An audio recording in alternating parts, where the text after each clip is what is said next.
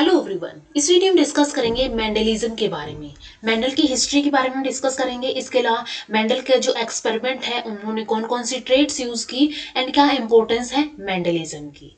तो स्टार्ट करते हैं। सबसे पहले जो मेंडल है इन्होंने ट्रांसमिशन ऑफ ट्रेड्स के ऊपर काम किया था। ग्रिगोर जॉन मेंडल इनका पूरा नाम है। तो सबसे पहले इनकी थोड़ी सी हिस्ट्री की बात करेंगे, उसके बाद जो इनका वर्क है ट्रांसमिशन ऑफ ट्रेड्स के अंदर, ट्रेड्स यानी कि एक करेक्टर हो गया, कोई भी गुण होगा किसी भी प्लांट और एनिमल का, तो वो उसकी ट्रांसमिशन कैसे होती है, तो उसके बारे में हम डिस्कस करेंगे।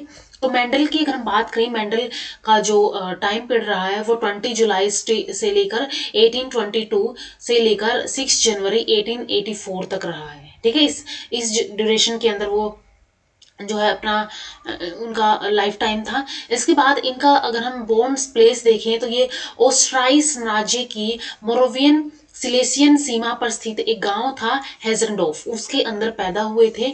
बचपन जो है इनका चाइल्डहुड एक गार्डनर के रूप में ये काम करते थे और वहां पे ये हनी बीज यानी मधुमक्खी पालन के ऊपर भी स्टडी करते थे। 1840 के अंदर हाई स्कूल की शिक्षा इन्होंने पूरी की।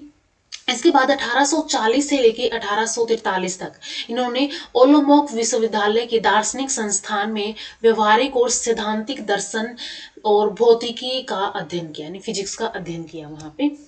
अपने फिजिक्स के शिक्षक फेडरिक फ्रॉन्च की सिफारिश पर, ठीक है, इन्होंने जो ये फेडरिक फ्रॉन्च थे इन्होंने इनको अप्रोच किया और मेंडल को कि मेंडल जो है ये ब्रनो में ऑगस्टियन सेंट थॉमस एबे, इन्होंने इनकी अप्रोच से, इनकी सिफारिश से प्रवेश किया। वहां पे इन्होंने एक पुजारी ने की प्रिस्ट के रूप में काम किया, अपना प्रशिक्षण वहां पे स्टार्ट किया। और यहाँ पे इन्होंने धार्मिक जीवन के कारण, यहाँ पे जो है एज पुजारी की तरह वो काम करते थे, तो इसी धार्मिक जीवन के कारण इनको ग्रेगोर का नाम दिया गया था। 1851 में अधिक इन्होंने फॉर्मल एजुकेशन के लिए वियना विश्वविद्यालय में वहां गए, वहां पे फॉर्मल एजुकेशन अपनी पूरी की। 1853 के अंदर मुख्य रूप से फिजिक्स के शिक्षक थे और अपने एबे में लौटे। ठीक है, वापस से ये जो जहां पे थे एबे के अंदर ही वहां पे आ गए थे। और 1856 से 1863 तक, ठीक है, इस ड्यूरेशन के अंदर इन्होंने पी प्लांट पर प्रयोग किया। जो पी प्लांट है जिनके लिए इनका जो है जेनेटिक्स के अंदर, इनहेरिटेंस के अंदर सबसे ज्यादा कंट्रीब्यूशन माना जाता है, तो इन्होंने इस ड्यूरेशन के अंदर पी प्लांट्स के ऊपर वर्क किया। इसके बाद 1868 के अंदर ये मोनेस्ट्री के मठाधीश बन गए एंड 6 जनवरी 1884 को ब्रनो में क्रोनिक नेफ्राइटिस यानी कि किडनी फेलियर की वजह से इनकी मृत्यु हो गई। तो ये इनकी हिस्ट्री के बारे में है, ऑल्दो ये कहीं पे पूछी नहीं जाएगी, सिर्फ जो है ये एक इनका हिस्ट्री का ये हो गया है। इसके बाद इनके एक्सपेरिमेंट्स की हम बात करेंगे। तो Mendel experiments on plant hybridization. Mendel ने क्या किया था, प्लांट हाइब्रिडाइजेशन के, प्लांट्स के अंदर क्रॉसेस कर करके पी प्लांट के ऊपर इन्होंने काम किया था। तो 1856 और 1863 के बीच मेंडल ने अपने जो गार्डन है, उनके जो मटर के पौधे हैं, पाइजम सैटिवम जो इनका साइंटिफिक या फिर बोटेनिकल नेम है, इनके ऊपर सिंपल हाइब्रिडाइजेशन के ऊपर काम किया और उनकी खेती की, उनको उगाया और उसका संचालन किया। ठीक है, कल्टीवेट किया उनको, इस इन एक्सपेरिमेंट्स को कंडक्ट किया। अब नेक्स्ट हम यहाँ पे देखेंगे कि आमतौर पर अगर हम यहाँ पे पी प्लांट के करेक्टर्स की बात करें तो पी प्लांट जो होता है, मटर का जो पौधा है, वो स्वनिषेचित यानी कि सेल्फ फर्टिलाइजिंग होता है। सेल्फ फर्टिलाइजिंग का मीनिंग है, यहाँ पे क्या है, यहाँ पे इसके एक ही फ्लावर के अंदर मेल एंड फीमेल पार्ट यहाँ पे पाए जा रहे हैं। तो यहाँ पे ये जो है अपने ये जो पेटल्स है इससे बंद कर लेता है एंड जैसे ही इसके अंदर ये मेल पार्ट मैच्योर होता है वो स्टिग्मा के ऊपर डस्ट हो जाता है एंड इसके अंदर सेल्फ फर्टिलाइजेशन हो जाती है। तो इसके अंदर जो पेटल्स है वो क्या करती है, रिप्रोडक्टिव ऑर्गन्स को घेरे रखती है। ये पेटल्स इनको घेरे रखती है। ठीक है, अगर हम बात करें कि अलग अलग टाइप के अलग अलग टाइप के जो पार्ट्स हैं एक किसी फ्लावर के अंदर, कि पहले उसके अंदर बाहर की तरफ वहां पे सेपल्स पाई जाती है, फिर पेटल्स पाई जाती है जो कि कलर्ड होती हैं, इसके बाद उसके अंदर एंड्रोसिम पाया जाता है, गाइनोसिम पाया जाता है। तो वो जो रिप्रोडक्टिव पार्ट है जिसके अंदर male part and female part यानी कि एंड्रोसिम एंड गाइनोसिम आएंगे, वो क्या करेंगे, वो यहाँ पे ये जो पेटल्स हैं उनको ढक लेती है, जिसकी वजह से इसके अंदर बाहर का कोई भी फॉरेन पोलन ग्रेन एंटर नहीं कर पाता है, इनके अंदर सेल्फ फर्टिलाइजेशन होती है। ये जो स्टिग्मा है मैच्योर होके ये जो स्टिग्मा मैच्योर हो जाएगा, एंथर्स मैच्योर हो जाएंगे, ये क्या करेंगे, ये स्टिग्मा के ऊपर डस्ट हो जाएंगे इसके पोलन ग्रेन्स। कई पीढ़ियों के माध्यम से, ठीक है, कई जनरेशंस के ऊपर उन्होंने काम किया, कई जनरेशंस के माध्यम से सेल्फ फर्टिलाइजेशन मटर के पौधों में निरंतर लक्षणों के साथ प्योर लाइन को आसानी से प्राप्त किया जा सकता है। प्योर लाइन क्या होता है कि कोई भी यहाँ पे जैसे कि पेरेंट्स हमने लिए वो होमोजाइगस ही लिए हैं, जैसे कि अगर हम बात करें यहाँ पे हमने पर्पल फ्लावर वाला प्लांट लिया है तो उस पर्पल के लिए हमने पीपी यहाँ पे उसके सिंबल्स ले लिए, तो यहाँ पे क्या हुआ है, सभी के सब यहाँ पे पर्पल ही है, सभी के सब यहाँ पे क्या है, पर्पल ही रहेंगे। और या फिर हमने स्मॉल पी लिया, यानी कि एक तरह से हम बोल सकते हैं होमोजाइगस कंडीशन अगर हमने ली है, तो नेक्स्ट जो भी यहाँ पे जनरेशन आएंगी वो कैसी होंगी, वो ऐसी ही होंगी जैसे पेरेंट्स हैं, ठीक है। और वो क्या कर देंगी, एक प्योर लाइन की फॉर्मेशन कर देंगी, क्योंकि इसके अंदर और कोई मिक्सिंग होती ही नहीं है, वो प्योर लाइन की फॉर्मेशन हो जाएगी। तो इजिली सेल्फ फर्टिलाइजेशन करके जनरेशन टू जनरेशन इनके अंदर प्योर लाइन को आसानी से प्राप्त किया जा सकता है।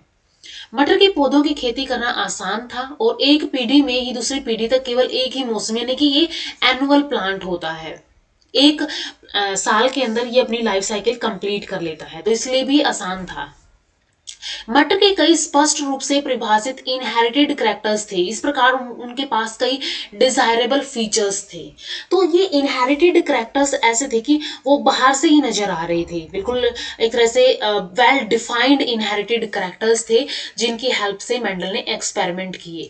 एंड इनमें से भी, इन इनहेरिटेड कैरेक्टर में से भी उनके पास कई ऐसे डिजायरेबल फीचर है जो उनको चाहिए थे, जो उनको जिनको लेकर उन्होंने काम किया। क्रॉस पोलिनेशन और फर्टिलाइजेशन भी इनके अंदर आसानी से किया जा सकता है। अब सेल्फ फर्टिलाइजेशन तो इनके अंदर होता है, लेकिन ऐसी बात नहीं कि इसके अंदर क्रॉस पोलिनेशन या फिर फर्टिलाइजेशन नहीं करवाया जा सकता है। किसी दूसरे प्लांट के पोलन ग्रेन्स एक प्लांट के जो स्टिग्मा है उसके ऊपर फॉल ऑफ करके उनके बीच में क्रॉस पोलिनेशन किया जा सकता है। तो क्रॉस पोलिनेशन के अंदर क्या क्या स्टेप यहाँ पे किए जाते हैं ये हम देखेंगे अभी। इसके अलावा जो ये पी प्लांट है वो उभयलिंगी और उभयलिंगी होता है, ठीक है, उभयलिंगी होता है यानी कि बाइसेक्सुअल एंड हर्मेफोरेडाइट होता है, यानी कि मेल एंड फीमेल पार्ट इसके अंदर एक ही यहाँ पे फ्लावर के अंदर पाए जा रहे हैं। तो क्रॉस फर्टिलाइजेशन की अगर हम बात करेंगे, इसके अंदर क्रॉस फर्टिलाइजेशन के लिए क्या किया गया, तो क्रॉस फर्टिलाइजेशन के लिए सबसे पहले जो मेल सेक्स ऑर्गन है, मेल रिप्रोडक्टिव ऑर्गन है, उनको रिमूव कर दिया गया, जैसे कि जो भी यहाँ पे स्टैमिनेट है उसको रिमूव कर दिया गया। रिमूव करके यहाँ पे क्या किया गया, फिर इसको रिमूव करने के बाद pollen of the white flower taken and transfer to the pistil of the purple flower, जैसे हमने इसके लिए थे एंड फिर ये व्हाइट के लिए थे एंड पर्पल को इसको ट्रांसफर कर दिए, यानी कि एक प्लांट से हमने क्या किया, पोलन्स को रिमूव किया एंड किसी दूसरे प्लांट जो डिजायरेबल है हमारा उसके अंदर इनको ट्रांसफर कर दिया। इसके बाद फिर फर्टिलाइजेशन, इनके बीच में क्रॉस पोलिनेशन हुई, क्रॉस पोलिनेशन के बाद यहाँ पे पी प्लांट की जनरेशन आई एंड सारे के सारे फिर कैसे आए, पर्पल आए, वो देखेंगे कैसे आए। तो क्रॉस पोलिनेशन के लिए मटर जो है सब निषेचित पौधा होने के कारण मैच्योरिटी होने से पहले एंथर्स को हटाना पड़ता है, क्योंकि अगर वो मैच्योर हो जाता है तो वो क्या कर लेता है, सेल्फ पोलिनेशन करता है। तो मैच्योर होने से पहले एंथर्स को हटाया यहाँ पे जाता है। एंथर्स को हटाने की प्रक्रिया को इमेस्कुलेशन कहते हैं। रिमूवल ऑफ एंथर्स को इमेस्कुलेशन कहा जाता है। इसके बाद एक बैग की मदद से स्टिग्मा को किसी भी अवांछित यानी अनडिजायर्ड फॉरेन पोलन से सुरक्षित रखा जाता है। अब एक तो हमने क्या किया, सबसे पहले हमने पोलन्स ले लिए, ठीक है, पोलन ग्रेन्स को रिमूव कर दिया गया। एक प्लांट हमने लिया, उस प्लांट के पोलन ग्रेन्स को रिमूव कर दिया। उसके पोलन ग्रेन को रिमूव कर दिया। अब जो सेकंड प्लांट है उसके पोलन ग्रेन को हमने इमेस्टिकुलेट कर लिया या फिर उनको रिमूव कर लिया, उनको हटा लिया। अब यहाँ पे क्या हुआ, ये जो पोलन ग्रेन्स थे इस प्लांट के तो हट गए, यानी कि अब इसके अंदर क्या रह गया, इस प्लांट के अंदर सिर्फ यहाँ पे फीमेल पार्ट बच गया है, स्टिग्मा, स्टाइल, ओवरी ये वाला पार्ट, या फिर हम बोल सकते हैं पिस्टिलेट पार्ट बच गया है। अब कोई और बाहर से जो डिजायरेबल है हमारे, अब इस फीमेल पार्ट को भी तो ढकना जरूरी की ना, तो कोई भी आके यहाँ पे क्या कर सकता है, पोलिनेशन कर सकता है। अनडिजायर्ड जो हमारा हमें नहीं चाहिए, हमें एक करेक्टर हमने जो लिया है वही हमें चाहिए। तो पोलन ग्रेन्स को यहाँ पे क्या किया जाता है, फिर इनको जो है रिमूवल कर लिया गया था, इनको भी रिमूव कर दिया, किसी और डिजायर्ड से रिमूव किया गया, एंड फिर इसको क्या किया गया, यहाँ पे डस्ट किया गया, फिर क्रॉस पोलिनेशन हुई। तो इन पोलन ग्रेन्स को हमें हटाना है, फिर फीमेल पार्ट को यहाँ पे क्या कर देना, इसकी बैगिंग कर देनी है, और फिर इसके बीच में यहाँ पे क्या करनी है, क्रॉस पोलिनेशन करनी है। जब ये मेच्योर हो जाएगा, मेच्योर होने के बाद यहाँ पे जो भी दूसरे प्लांट्स के पोलन ग्रेन्स हैं वो क्या करेंगे, इसके साथ पोलिनेशन कर लेंगे। तो डिजायर्ड प्लांट से पोलन मेल पेरेंट से एकत्रित किए जाते हैं और फीमेल पेरेंट यानी फूल के स्टिग्मा पर झाड़ दिए जाते हैं। वही बात है जैसे हमने क्या किया, सबसे पहले यहाँ पे जो है इन फ्लावर से यहाँ पे क्या किया गया, इन पोलन ग्रेन्स को हटाया गया, इन एक प्लांट के हमने हटा दिए, सिर्फ फीमेल पार्ट उसके अंदर बच गया है। अब ये मेच्योर हो जाएंगे तब तक इसकी बैगिंग करके रखेंगे। अब यहाँ पे जो भी हमें डिजायर्ड वाला है, डिजायर्ड वाले को लेके आएंगे एंड स्टिग्मा के ऊपर उसको झाड़ देंगे, उसको फॉलो अप कर देंगे, जिसकी वजह से उनके बीच में क्या हो जाएगी, क्रॉस पोलिनेशन होगी। क्रॉस पोलिनेशन के साथ पोलन मेच्योर होना चाहिए और स्टिग्मा ग्रैंडिसिल यानी रिसेप्टिव होना चाहिए। ऐसा नहीं है हम कभी भी हमने एक्सपेरिमेंट किया और ये क्या कर दिया कि ये कंप्लीट हो जाएगा। पहले हमें देखना पड़ेगा कि वो मेच्योर हो गए, तभी जाके क्या करना है, हमें यहाँ पे पोलन ग्रेन्स को लेना है एंड स्टिग्मा के ऊपर, स्टिग्मा अगर रिसेप्टिव हो गया है तो उसको क्या करना है, उसके ऊपर फॉलो ऑफ करना है, उसके ऊपर डस्ट करना है। इसके बाद ये तो हमने पी प्लांट के बारे में देख लिया। अब पी प्लांट के अंदर कुछ कंट्रास्टिंग कैरेक्टर्स थे, यानी कि विपरीत लक्षण थे। जैसे एक काला हो गया, एक यहाँ पे सफेद हो गया, वो क्या हो गए, कॉन्ट्रास्टिंग कैरेक्टर हो गए, विपरीत लक्षण हो गए। तो पाइजम सैटिवम के कुछ मेंडल द्वारा स्टडी किए गए कॉन्ट्रास्टिंग कैरेक्टर्स थे। इन कॉन्ट्रास्टिंग कैरेक्टर्स के अंदर 7 कैरेक्टर्स आते हैं, ठीक है, 7 कैरेक्टर्स आते हैं जो कि 4 क्रोमोसोम्स के ऊपर पाए जाते हैं। इनके अंदर कौन कौन से करैक्टर होते हैं, सबसे पहले आता है सीड का करैक्टर। सीड के अंदर सीड का फॉर्म हो सकता है कि क्या फॉर्म है, राउंड है या फिर रिंकल्ड है, या तो सीड का कलर हो सकता है, कलर क्या है, येलो है या तो ग्रीन है। इसके बाद नेक्स्ट आ सकता है, नेक्स्ट आएगा पोड। अब पोड की फॉर्म कैसी है, ठीक है, एंड पोड की फॉर्म इन्फ्लेटेड हो सकती है या तो ये कॉन्स्ट्रिक्टेड हो सकती है, ऐसे कॉन्स्ट्रिक्टेड हो सकती है, ठीक है, या तो ये सिंपल ऐसे हो सकती है। इसके बाद फॉर्म हो सकती है एंड पोड का कलर जो है ये कैसा हो सकता है, ग्रीन हो सकता है या तो ये येलो हो सकता है। इसके बाद नेक्स्ट आता है कैरेक्टर फ्लावर का। फ्लावर जो है, फ्लावर का कलर हो सकता है, कलर पर्पल और व्हाइट हो सकता है, एंड फ्लावर की पोजीशन हो सकती है, फ्लावर की पोजीशन हो सकती है। पोजीशन जो है एक्सियल हो सकती है या तो टर्मिनल हो सकती है। टर्मिनल यानी कि सिर्फ ये ऐसे टर्मिनल पार्ट पे पाया जाएगा, एक्सियल यानी कि ये नीचे की तरफ पाया जाएगा। इसके बाद नेक्स्ट कैरेक्टर होता है स्टेम की लेंथ होती है, ठीक है, स्टेम की क्या होगी, लेंथ होगी, स्टेम लेंथ होगी, ठीक है, नेक्स्ट कैरेक्टर स्टेम लेंथ होगी। तो स्टेम की लेंथ टॉल हो सकती है, शॉर्ट हो सकती है, या तो ये इसको हम ड्वार्फ बोल सकते हैं। तो ये कैरेक्टर्स हैं यहाँ पे, ये ट्रेट्स हैं, ठीक है, ये ट्रेट्स हैं जो कि कॉन्ट्रास्टिंग कैरेक्टर्स के अंदर, या फिर हम बोल सकते हैं सिंपली ये कॉन्ट्रास्ट के अंदर पाई जा रही हैं, ये सभी कैरेक्टर्स या फिर ट्रेट्स जो कि मेंडल द्वारा स्टडी किए गए थे पी प्लांट के अंदर, ठीक है। सीड होता है, सीड का कैरेक्टर होता है, सीड के अंदर सीड फॉर्म हो सकती है राउंड और रिंकल्ड, कलर हो सकता है येलो एंड ग्रीन, पोड हो सकता है इन्फ्लेटेड और कॉन्स्ट्रिक्टेड। पोड क्या होता है, जो हमारे पास पी आता है, ऐसा टाइप का जो पी आता है ये वाला, इसको एक्चुअली पोड ही बोला जाता है, ठीक है, इसको पोड बोला जाता है। इसके अंदर यहाँ पे पी के ये सीड्स पाए जाते हैं। तो पोड की फॉर्म हो सकती है, पोड का कलर हो सकता है, फॉर्म इन्फ्लेटेड हो सकती है या तो ये कॉन्स्ट्रिक्टेड हो सकती है, पोड का कलर ग्रीन हो सकता है या तो ये येलो हो सकता है। फ्लावर का कलर, फ्लावर के कैरेक्टर में कलर एंड पोजीशन हो सकती है, कलर पर्पल हो सकता है, व्हाइट हो सकता है, यानी जो मेंडल ने स्टडी की थी सिर्फ हम उनकी बात कर रहे हैं। और पोजीशन जो है ये एक्सिल हो सकती है या तो टर्मिनल हो सकती है। स्टेम लेंथ टॉल हो सकती है, शॉर्ट और ड्वार्फ हो सकती है। इसके बाद क्या क्या मेंडल ने स्टेप्स लिए अपने एक्सपेरिमेंट्स के अंदर, ठीक है, स्टेप्स ऑफ मेंडल एक्सपेरिमेंट। तो सबसे पहले इन्होंने क्या किया, पेरेंट्स को सेलेक्ट किया। पेरेंट्स को सेलेक्ट क्या किया इन्होंने, एक पेरेंट्स को सेलेक्ट कर करके एक ट्रू ब्रीडिंग पेरेंट्स जनरेशन बनाई। कैसे बनाई इन्होंने ये भी हम देखेंगे। तो इन पेरेंट्स की एक ट्रू ब्रीडिंग जनरेशन बनाने के लिए ये जनरेशन बाय जनरेशन जो है मटर्स को या फिर हम बोल सकते हैं पी प्लांट को कल्टीवेट करते गए, उगाते गए अपने गार्डन के अंदर। अब इन्होंने क्या किया, इनको एक जैसे चाहिए थे क्योंकि इनको चाहिए एक ट्रू ब्रीड या फिर प्योर ब्रीड। तो उनके लिए इनको जो भी यहाँ पे कोई एक अलग सा कलर दिखा अलग, या फिर इनको हाइट दिखी, या फिर जिस करेक्टर के लिए भी ये पोलिनेट कर रहे थे या फिर जिस भी करेक्टर के लिए ये चूज कर रहे थे, तो वो इन्होंने क्या किया, उसको पहले ही निकाल देते थे ये, ठीक है। और इस वे में यहाँ पे एक ट्रू ब्रीड इनके पास आ गई थी। इसके बाद फिर ट्रू ब्रीड को यहाँ पे क्या करवाया इन्होंने, इन्होंने इसकी इनको क्रॉस करवाया, F1 जनरेशन आई, हाइब्रिड्स आए, और फिर इसके बाद F2 जनरेशन आई। तो इसके अंदर इन स्टेप्स के अंदर सबसे पहले 3 स्टेप्स है यहाँ पे, ठीक है, 3 स्टेप्स है। सबसे पहला स्टेप है इन्होंने सुनिश्चित किया कि पौधे जो है प्योर ब्रीड के होने चाहिए, जिनके अंदर 14 varieties for 7 pairs of contrasting characters. हमने अभी देखे थे 7 पेयर्स ऑफ कॉन्ट्रास्टिंग कैरेक्टर, जिनके अंदर हर एक कैरेक्टर के अंदर 2 वेराइटी थी, ठीक है, 2 वेराइटी थी। जैसे कि फ्लावर के अंदर पर्पल था या व्हाइट था, तो वेराइटी थी। तो इन्होंने सुनिश्चित किया कि 14 वेराइटीज के साथ 7 pair of contrasting characters in plants के अंदर हो एंड ये एक प्योर ब्रीड हो। ऐसा उन्होंने पौधों को खुद को निषेचित करने दिया ताकि किसी भी ऑफस्प्रिंग्स को खत्म किया जा सके जो ट्रेट के रूप से नॉट ट्रू हो, ठीक है। इन्होंने क्या किया, इनको सेल्फ फर्टिलाइजेशन, सेल्फ पोलिनेट होने दिया, एंड जो भी इनको ऐसा लगता है कि ये इनकी ट्रेट के अकॉर्डिंग नहीं है, उसको ये खत्म कर देते, उसको ये उखाड़ देते थे, जो कि इसकी ट्रू ब्रीड के लिए नहीं था।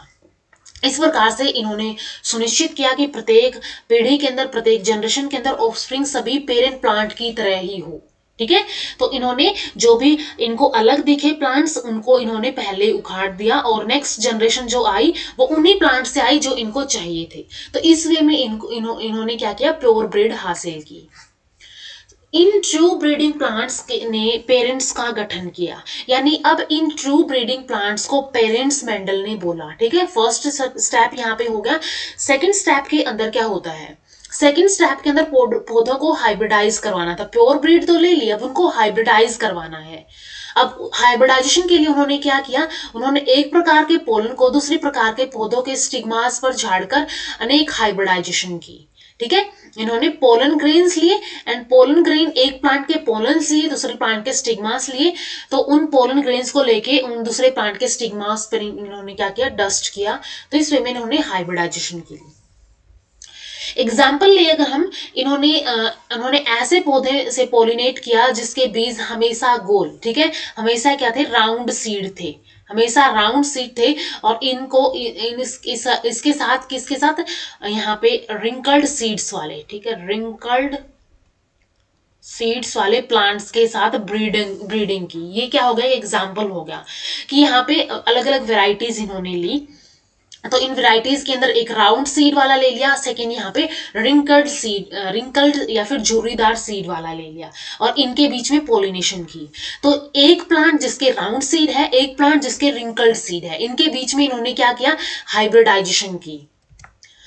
कॉन्ट्रास्टिंग कैरेक्टर्स वाले विभिन्न पेरेंट्स की ऐसी ऑफस्प्रिंग्स फर्स्ट फिलियल जनरेशन कहलाई या फिर F1 जनरेशन बनाती है। और आगे मेंडल ने आगे रेसिप्रोकल क्रॉसेस बनाए, यानी इनके जो पेरेंट्स थे उनको चेंज कर दिया, ठीक है, रेसिप्रोकेट कर दिया इनके पेरेंट्स को, मेल को फीमेल बना दिया, फीमेल को मेल बना दिया। तो इस वे में इन्होंने क्या किया, हाइब्रिडाइजेशन की, और हाइब्रिडाइजेशन की हेल्प से F1 जनरेशन इसको ऑब्टेन हुई। इसके बाद थर्ड स्टेप यहाँ पे आता है, मेंडल ने अपने प्रयोगों का तीसरा चरण F1 पौधों को स्वयं परागित यानी कि सेल्फ पोलिनेट होने दिया। अब पहले पेरेंट्स थे, पेरेंट्स से F1 जनरेशन आई, F1 जनरेशन को इन्होंने क्या किया, F1 जनरेशन खुद ही सेल्फ पोलिनेशन यहाँ पे करे, ठीक है, अपनी सेल्फिंग यहाँ पे इन F1 जनरेशन की सेल्फिंग इसने करवाई। तो इन्होंने क्या किया, इस F1 जनरेशन की सेल्फिंग होनी थी, जिसकी वजह से यहाँ पे इसकी सेल्फिंग की वजह से यहाँ पे जो जनरेशन ऑब्टेन हुई उसको इन्होंने सेकेंड फिलियल जनरेशन और F2 जनरेशन का नाम दिया। और इसी प्रकार फिर F2 जनरेशन के प्लांट्स के बीच में सेल्फिंग करवा के F3 एंड F4 आदि भी इन्होंने प्राप्त किए। तो ये जो स्टेप्स हैं मेंडल ने अपने क्रॉसेस के अंदर लिए। सबसे फर्स्ट स्टेप यहाँ पे लिया कि उन्होंने पेरेंट्स को सिलेक्ट किया। पेरेंट्स को कैसे सिलेक्ट किया, पेरेंट्स को प्योर ब्रीड इन्होंने बनाया। प्योर ब्रीड कैसे बनाया कि जो भी इनके कॉन्ट्रास्टिंग कैरेक्टर नहीं थे, अगर उनसे अलग कोई भी यहाँ पे प्लांट इनको या फिर कोई कैरेक्टर नजर आया, उस प्लांट को पहले ही उन्होंने खत्म कर दिया, उखाड़ दिया। एंड इस वे में कई जनरेशंस के बाद उनके पास एक प्योर ब्रीड आ गई। प्योर ब्रीड के बाद इन्होंने उस प्योर ब्रीड से क्या किया, उन्होंने अलग अलग कॉन्ट्रास्टिंग कैरेक्टर लेके उनकी पोलिनेशन करवाई। पोलिनेशन करवाने के बाद फिर F1 जनरेशन ऑब्टेन हुई, या फिर हाइब्रिडाइजेशन के बाद जो F1 जनरेशन ऑब्टेन हुई उसकी सेल्फिंग होने दी। सेल्फिंग के बाद जो इंडिविजुअल ऑब्टेन हुए वो F2 जनरेशन कहलाई, और ऐसे ही F3 एंड F4 जनरेशन या फिर इससे आगे की जनरेशन प्राप्त हुई। अब इन जो ये स्टेप्स है इनका कंक्लूजन क्या निकलेगा। F1 और F2 जनरेशन के परिणामों से मेंडल ने कुछ सामान्यीकरण यानी जर्नलाइजेशन को प्रेरित किया, जो बाद में मेंडल प्रिंसिपल ऑफ हेरिडिटरी और मेंडेलियन इनहेरिटेंस के रूप में जाने गए। ठीक है, तो इनके जो भी F1 और F2 जनरेशन के जो रिजल्ट्स आए उनको इन्होंने क्या किया, उनका सामान्यीकरण किया, जर्नलाइजेशन कर दिया, और यही फिर मेंडल प्रिंसिपल ऑफ हेरिडिटी और मेंडेलियन इनहेरिटेंस कहलाई। मेंडल ने अपने प्रयोगों में प्राप्त डेटा और निष्कर्ष को दो अलग भाग वाले पेपर से प्रस्तुत किया, जिसका शीर्षक था प्लांट हाइब्रिडाइजेशन पर प्रयोग, यानी कि एक्सपेरिमेंट्स ऑन प्लांट हाइब्रिडाइजेशन, जिसे 8 फरवरी और 8 मार्च 1865 को natural history society of Bruno के अंदर पढ़ा गया था और 1866 में इसको प्रकाशित किया गया था। क्योंकि हम जो भी वर्क करते हैं, एक्सपेरिमेंटल वर्क हमारा जो भी होता है, उसको हमें वैलिड करने के लिए पब्लिश करना जरूरी होता है। अलग अलग जर्नल्स होते हैं, उनके अंदर हमें अपने वर्क को, अपने एक्सपेरिमेंट्स को, जो भी हमने एक्सपेरिमेंट परफॉर्म किए हैं, उन सभी रिजल्ट्स को क्या करना होता है, पब्लिश करना होता है in the form of research paper हो सकता है, कोई थीसिस हो सकती है, या फिर तो क्या किया गया, ये इनका ये यहाँ पे क्या हो गया, यहाँ पे ये प्रकाशित हो गया, पब्लिश हो गया। अब यहाँ पे रीजंस क्या थे, मेंडल कंक्लूजन रिमेन अननोटिस्ड। ठीक है, मेंडल ने अपना काम करके पब्लिश तो करवा दिया, लेकिन मेंडल का जो कंक्लूजन था वो रिमेन अननोटिस रहा, किसी ने इसके ऊपर ध्यान नहीं दिया। उसके कारण थे कि इन्होंने अपना काम, इनका वर्क जो भी यहाँ पे कंक्लूजन थे, वो एक अस्पष्ट पत्रिका के अंदर प्रकाशित किया, एक ऑब्सकोर जर्नल था उसके अंदर, जो कि ज्यादा फेमस नहीं था, उसके अंदर इन्होंने प्रकाशित किया। परिणामों को आमतौर पर लागू नहीं माना जाता था, यहां तक कि खुद मेंडल भी मतलब ऐसा नहीं मानते थे, कि वो भी श्योर नहीं थे। ठीक है, जो भी उन्होंने एक्सपेरिमेंट्स किए उनके लिए वो खुद भी श्योर नहीं थे कि ये सारी जो भी प्लांट्स हैं उनके ऊपर लागू होती है या नहीं होती है। तो वैज्ञानिकों ने ऐसा सोचा कि ये जो इनके निष्कर्ष है, कंक्लूजन है, वो केवल प्रजातियों लक्षणों की कुछ श्रेणियों पर ही लागू होते हैं, ना कि सभी पे लागू होते हैं। इसकी स्वीकृति में प्रमुख बाधा क्या थी। 19वीं शताब्दी में जीव विज्ञानियों द्वारा एक सबसे famous theory, blending theory of inherited traits की जो थ्योरी है, उसकी एक ब्रॉड एक्सेप्टेंस थी, एक व्यापक स्वीकृति थी, जिसकी वजह से मेंडल का काम रिजेक्ट कर दिया गया, फिर अननोटिस रहा। ब्लेंडिंग थ्योरी के अंदर क्या होता है कि जो भी पेरेंट्स हैं, पेरेंट्स के अंदर क्या है, मेल है एंड फीमेल है।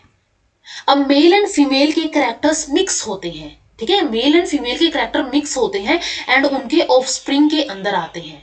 ब्लेंडिंग थ्योरी के अकॉर्डिंग ये माना जाता था कि जो भी मेल एंड फीमेल के कैरेक्टर है वो मिक्स हो जाते हैं, मिक्सिंग उनकी होती है, और वो मिक्स से क्या होता है, ऑफस्प्रिंग के अंदर वो कैरेक्टर आते हैं। जबकि मेंडल क्या कह रहा था कि जो कैरेक्टर्स हैं मेल एंड फीमेल के, या जैसे कि कोई टाल ले लिया, कभी ड्वार्फ ले लिया, तो वो ड्वार्फ जो है वो कभी ना कभी किसी न किसी जनरेशन के अंदर क्या आता है, कभी ना कभी वो एक्सप्रेस होता है, ठीक है, कभी ना कभी वो एक्सप्रेस हो जाता है ऐसा करेक्टर।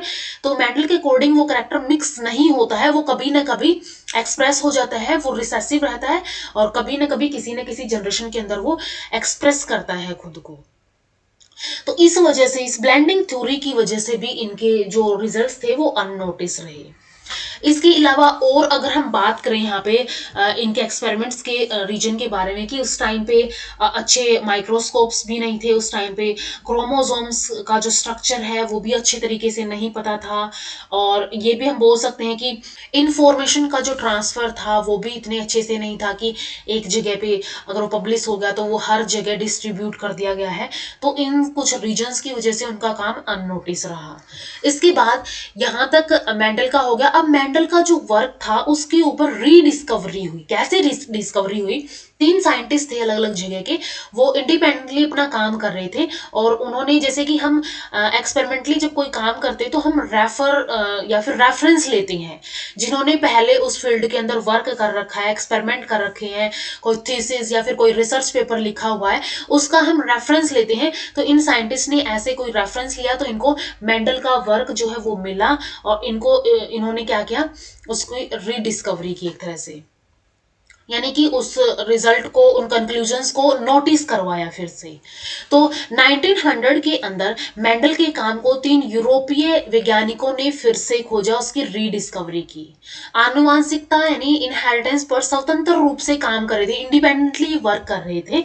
हॉलैंड के ह्यूगो डिविस और जर्मनी के कार्ल कोरेंस, इसके अलावा ऑस्ट्रिया के एरन वॉन चेमक, ये 3 साइंटिस्ट थे जो कि क्या कर रहे थे, इनहेरिटेंस के ऊपर अपना इंडिपेंडेंटली वर्क कर रहे थे। इन वैज्ञानिकों ने मेंडल के विस्मृत कागज, यानी कि जो एक तरह से अननोटिस थे, एक तरह से उनको देखा ही नहीं गया था, ठीक है, या फिर हम बोल सकते हैं बिल्कुल डेड पेपर थे, उनको क्या कर दिया गया, उनके महत्व का उल्लेख किया और विभिन्न अन्य पौधों और जानवरों पर प्रयोग द्वारा इस कार्य को आगे बढ़ाया। जैसे मेंडल ने सिर्फ पी प्लांट के ऊपर किया, इन्होंने और जानवरों और प्लांट्स के ऊपर भी उसको प्रयोग करके देखा। इसलिए मेंडल को इनहेरिटेंस ऑफ कैरेक्टर्स के में उनके महान योगदान के लिए फादर ऑफ जेनेटिक्स के रूप में नामित किया गया था। ठीक है, तो मेंडल को फादर ऑफ जेनेटिक्स भी बोला जाता है, क्योंकि इन्होंने सबसे ज्यादा सबसे पहले कंट्रीब्यूट किया था इनहेरिटेंस ऑफ कैरेक्टर्स के अंदर। अब ये जो मेंडल्स के जो भी रिजल्ट्स थे, जो भी यहाँ पे इंटरप्रिटेशन थी, उसकी वजह से यहाँ पे 3 लॉज मेंडल ने प्रेजेंट किए, principle of dominance, principle of segregation and principle of independent assortment. तो अगर हम मेंडल के रिजल्ट की इंटरप्रिटेशन की बात करें तो ये 3 रिजल्ट्स के थ्रू, 3 लॉज के थ्रू यहाँ पे दिखाई जाती है। इन 3 लॉज को हम नेक्स्ट वीडियो के अंदर डिस्कस करेंगे। इससे पहले इंपॉर्टेंस ऑफ मेंडलिज्म क्या है ये हम देख लेते हैं। इंप्रूवमेंट ऑफ प्लांट्स के अंदर, ठीक है, प्लांट्स की इंप्रूवमेंट के अंदर इनको यूज किया जाता था, अभी भी यूज किया जाता है। तो पौधों की जो उन्नत किस्म है, गुड क्वालिटीज को प्राप्त करने के लिए हाइब्रिडाइजेशन का प्रयोग किया जाता है, और आजकल तो बहुत ज्यादा हाई स्केल पे इसका यूज किया जाता है। इस प्रक्रिया में के परिणाम स्वरूप 2 या 2 से अधिक प्रजातियों या किस्मों के डिजायरेबल कैरेक्टर्स का कॉम्बिनेशन होता है। लाइक एक प्लांट जो है वो फ्लावर अच्छे दे रहा है, सेकंड प्लांट फ्लावर अच्छे नहीं दे रहा लेकिन वो फ्रूट अच्छे दे रहा है, तो उन दोनों के वो डिजायर्ड कैरेक्टर क्या हो गए, एक फ्लावर अच्छे दे रहा वो कैरेक्टर ले लिया, एक फ्रूट अच्छे दे रहा वो कैरेक्टर ले लिया, तो उन दोनों कैरेक्टर्स को हम बोलेंगे डिजायर्ड कैरेक्टर है। तो उन डिजायर्ड कैरेक्टर का कॉम्बिनेशन लेकर इन्होंने इनमें प्लांट्स के अंदर हाइब्रिडाइजेशन कराई, जिसकी वजह से एक गुड क्वालिटी प्राप्त हुई। दूसरे शब्दों में अगर हम बोलें कि प्रजाति के डिजायरेबल कैरेक्टर्स दूसरे में स्थानांतरित हो जाते हैं, उनको ट्रांसफर कर दिया जाता है। लॉ ऑफ इनहेरिटेंस में इस संबंध में पादप प्रजनन को, यानी कि जो प्लांट ब्रीडर्स है उनकी बहुत ज्यादा हेल्प की है, वो अच्छी अच्छी वहां पे क्या कर सकते हैं, ब्रीड बना सकते हैं। इसके अलावा ऐसा नहीं है कि प्लांट्स के अंदर ही इंप्रूवमेंट हुई है, एनिमल्स के अंदर भी इंप्रूवमेंट होती है। जैसे कि मेंडलिज्म से पादप प्रजनन को, यानी कि प्लांट ब्रीडर्स को घरेलू पशु यानी कि डोमेस्टिक एनिमल्स की नस्ल, उनकी वैरायटी सुधारने में सक्षम बनाया। आर्टिफिशियल इंसेमिनेशन के माध्यम से हाइब्रिडाइजेशन की जिसकी वजह से दूध, मांस, अंडे और अन्य पशु उत्पादक यानी कि एनिमल प्रोडक्ट की जो गुणवत्ता है उसके अंदर सुधार किया और वो अत्यधिक सफल साबित हुआ। तो improvement of plants and improvement of animals दोनों के अंदर ही ये जो मेंडलिज्म के एक्सपेरिमेंट है या फिर मेंडलिज्म है वो अपनी इंपॉर्टेंस शो करते हैं। इसके अलावा कुछ और भी फील्ड्स हैं जैसे कि ह्यूमन रेस के अंदर इंप्रूवमेंट। मेंडल द्वारा प्रतिपादित लॉ ऑफ हेरिडिटी मानव जाति पर समान रूप से लागू होते हैं। जो भी ह्यूमन रेस है उसके ऊपर ये इक्वली लागू होते हैं।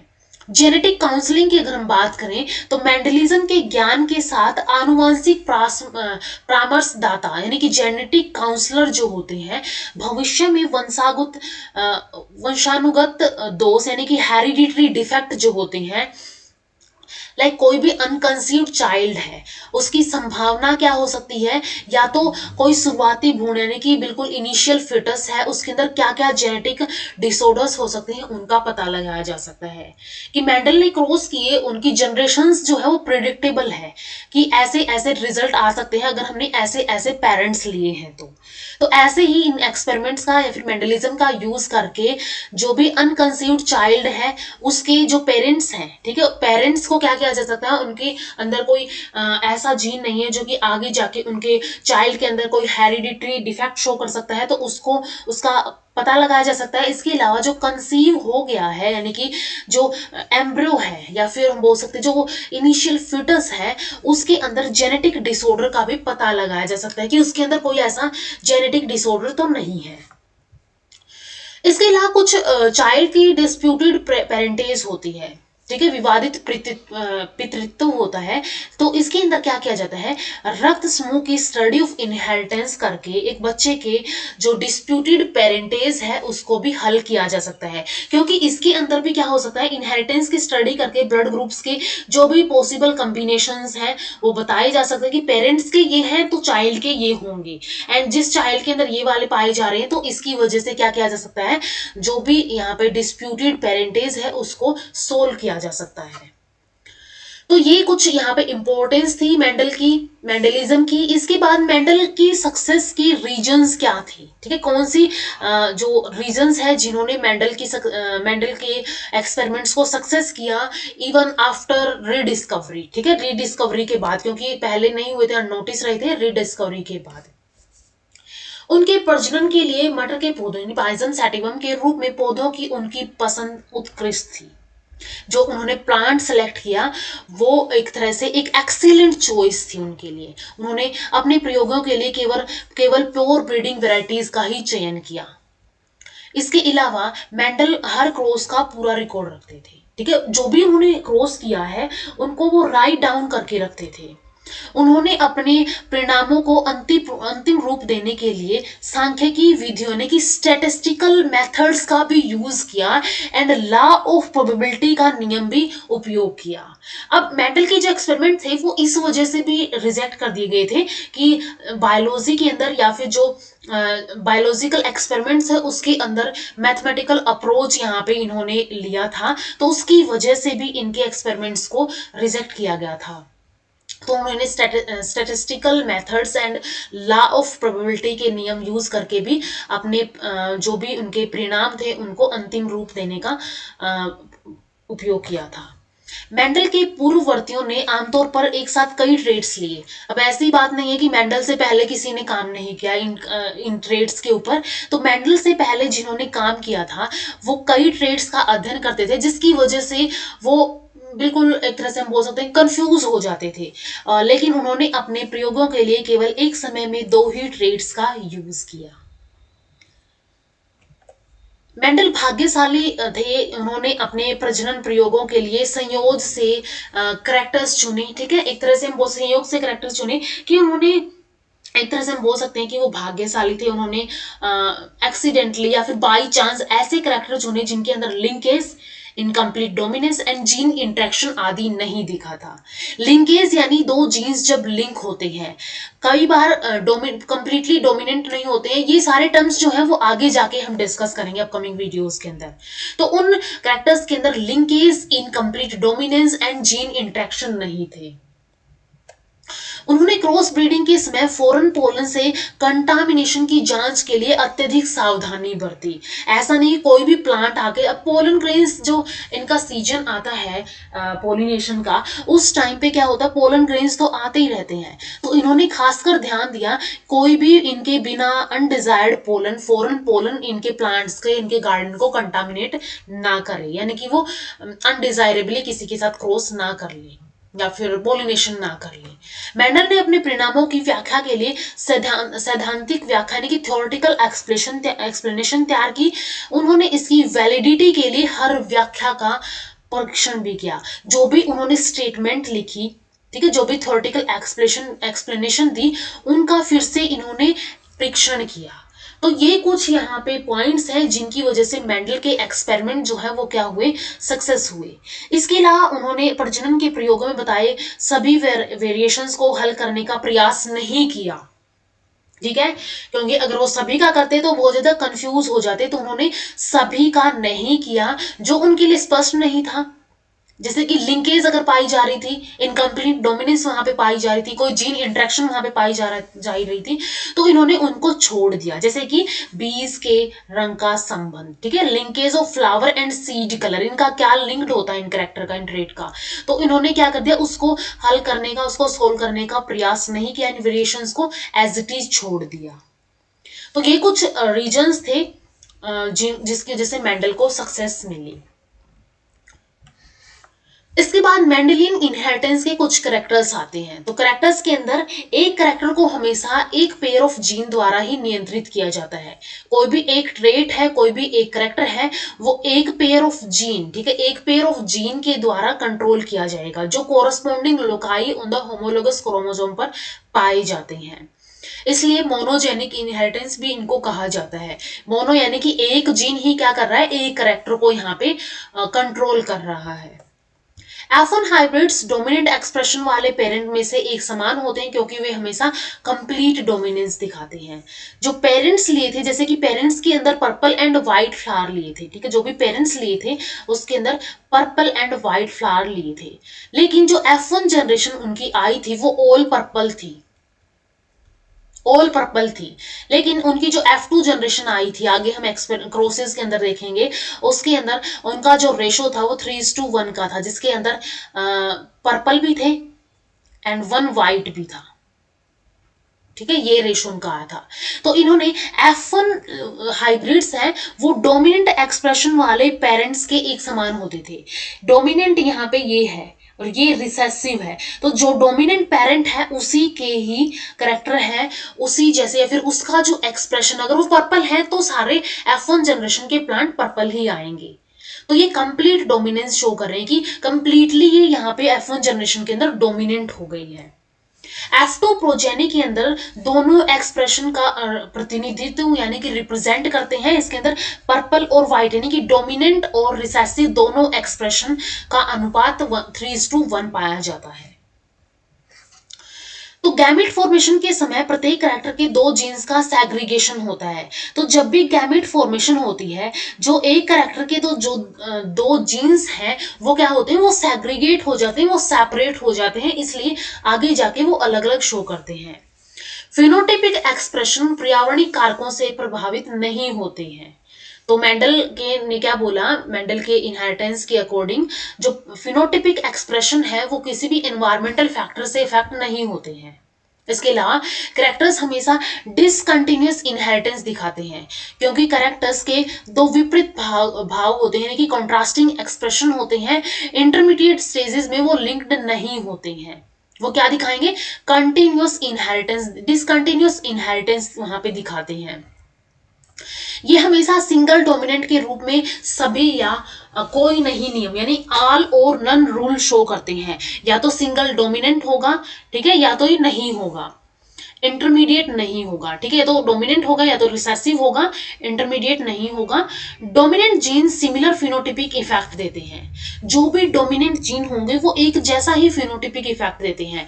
जैसे कि डोमिनेंट जीन जो है, हमने पर्पल फ्लावर लिया था, तो सभी F1 जनरेशन वालों ने क्या किया था, फिनोटाइपिक इफेक्ट जो दिया था वो पर्पल फ्लावर का ही दिया था। इसलिए डोमिनेंट जीन की संख्या पर निर्भर नहीं करता है, क्योंकि क्वालिटेटिव इनहेरिटेंस है, क्वांटिटेटिव नहीं है। ठीक है, तो कितने डोमिनेंट जीन है इसके ऊपर निर्भर नहीं करता है। ठीक है, इसके ऊपर निर्भर नहीं करता है। और मेंडेलियन इनहेरिटेंस को इसलिए क्वालिटेटिव इनहेरिटेंस भी बोला जाता है। इसके बाद पॉलीजेनिक इनहेरिटेंस आई थी, जिसको क्वांटिटेटिव इनहेरिटेंस बोला जाता है, जो हम अपकमिंग वीडियोस में डिस्कस करेंगे। तो ये क्वालिटेटिव इनहेरिटेंस यानी कि मेंडेलियन इनहेरिटेंस होती है, जिसके अंदर डोमिनेंट जीन की संख्या पर, यानी डोमिनेंट जीन जो है, या फिर हम बोल सकते हैं जो भी फिनोटिपिक इफेक्ट आता है वो डोमिनेंट जीन की संख्या पर निर्भर नहीं करता है, क्योंकि ये क्वालिटेटिव होता है ना कि क्वांटिटेटिव। तो ये हमने यहाँ पे डिस्कस कर लिए हैं सभी मेंडलिज्म के बारे में, उनके एक्सपेरिमेंट के बारे में, उनके कंक्लूजन के बारे में, उनकी सक्सेस किस वजह से थी, क्या इंपॉर्टेंस है मेंडलिज्म की। इसके बाद इंटरप्रिटेशन ऑफ मेंडल रिजल्ट, जिसके अंदर ये 3 लॉज आते हैं, principal of dominance, principle of segregation and principle of independent assortment. तो इन रिजल्ट्स के बारे में, इन लॉज के बारे में हम नेक्स्ट वीडियो में डिस्कस करेंगे। तो मिलते हैं नेक्स्ट वीडियो में। इस वीडियो में इतना ही। वीडियो अगर हेल्पफुल लगी हो तो लाइक कीजिए, शेयर कीजिए अपने फ्रेंड्स के साथ, एंड चैनल को सब्सक्राइब कर लीजिए। Thank you so much.